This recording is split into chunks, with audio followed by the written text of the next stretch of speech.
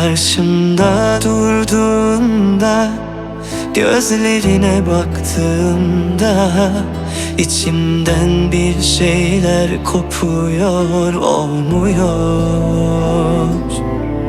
Nefesim daralıyor, yeminler bozuluyor. Cin misin, peri misin anlamadım. O deniz gözlerimden alamam gözlerimi.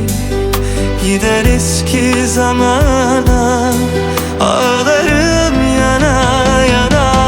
Gitme, kal ve yanımda, şurada başucumda. Sana kurban olurum, elveda deme bana. Ben senin üstünde, hatta baş üstünde taşırım, merak etme. Elveda deme bana.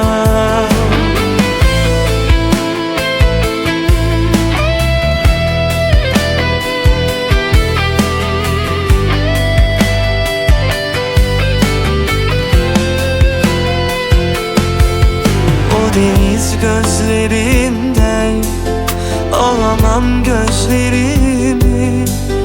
Gider eski zamana, ağlarım yana yana.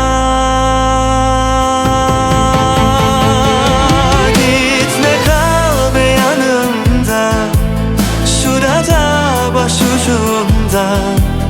Sana kurban olurum, elveda deme bana.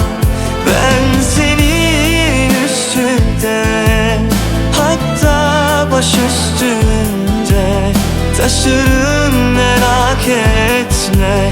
Elveda deme bana. Gitme, kal ve yanımda, şurada başucumda. Sana kurban olurum, elveda deme bana.